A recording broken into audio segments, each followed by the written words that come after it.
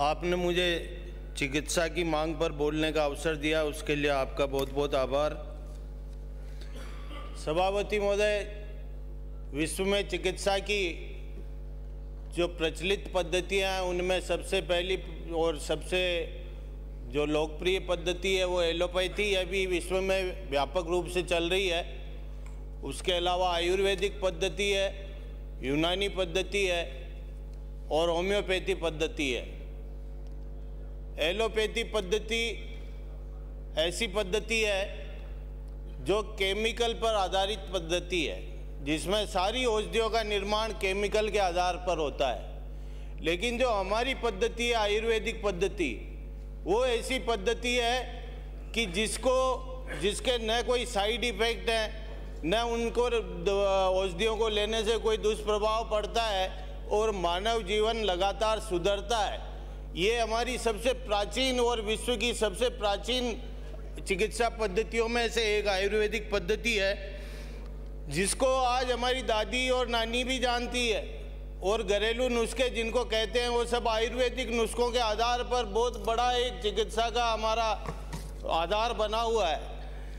Allopathy जो chemical के जिस प्रकार से उपयोग लिए जाते हैं, जिस तरह से खेतों में उर्वरक और पेस्टिसाइड का प्रयोग करते हैं, उससे हमारा उत्पादन तो बढ़ जाता है और बीमारियां भी नष्ट हो जाती, लेकिन उनके जो साइड इफेक्ट होते हैं वो आज मानव जीवन और हमारा जो भूमि का स्वास्थ्य है वो दोनों को बर्बाद कर रहा है। और धीरे धीरे पूरा विश्व जैविक कृषि की ओर आ रहा है। उसी तरह से आज मेरा आपसे अनुरोध है कि धीरे धीरे आने वाला समय आयुर्वेद का समय है, जिसका कोई भी साइड इफेक्ट नहीं है। और वो आने वाले समय में विश्व में सबसे लोकप्रिय पद्धति अगर होगी तो वो आयुर्वेदिक होगी। आज जिस तरह से जैविक कृषि को प्रभावी रूप से बढ़ावा दिया जा रहा है पूरे विश्व में, उसी तरह से आयुर्वेदिक पद्धति को बढ़ावा दिया जाएगा।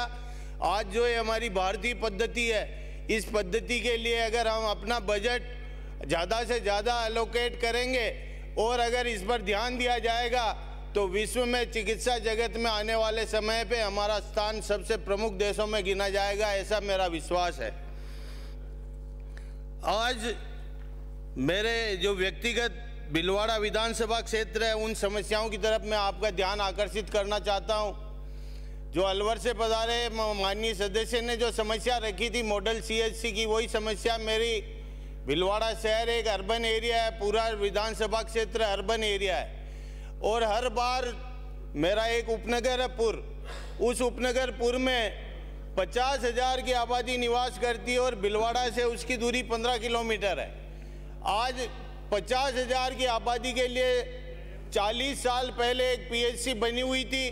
वो PHC के लिए मैंने मॉडल CHC बनाने के लिए जो आपके सरकार का प्रस्ताव है, उसका प्रस्ताव मैंने लिखवा के भिजवाया था। हर बार वो एक मना करके आ जाते हैं कि अर्बन एरिया में PHC को CHC में क्रमोन्नत नहीं किया जाएगा। ये हर शहर की समस्या है। मंत्री महोदय, मेरा आपसे निवेदन है, अगर कानून में भी कोई बदलाव कर सकें तो करें, लेकिन हर विधानसभा क्षेत्र में जो आपने मॉडल CHC की घोषणा की है, तो हमारे विधानसभा क्षेत्र में भी उपनगर पुर को एक मॉडल CHC के रूप में क्रमोन्नत किया जाए।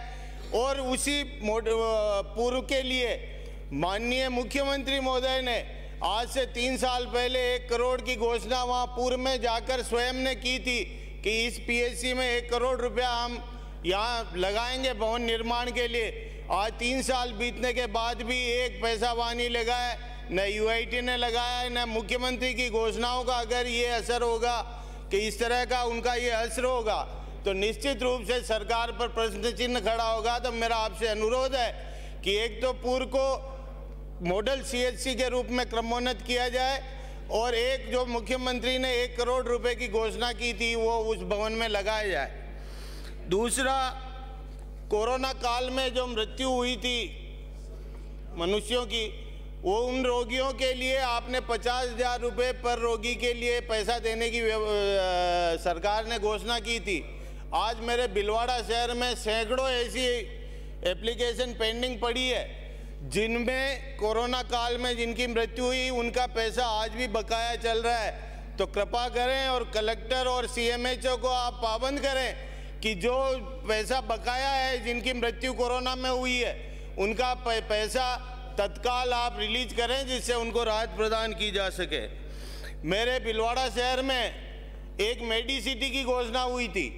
उस मेडिसिटी में यूआईटी ने पूरा प्लान बनाया था और अभी सरकार की जो घोषणाओं की लिस्ट बनी है, वहाँ भीलवाड़ा शहर में सरकार की उपलब्धियों में उस मेडिसिटी को दर्शाया गया है, जबकि उस मेडिसिटी का आज तक अता पता नहीं है।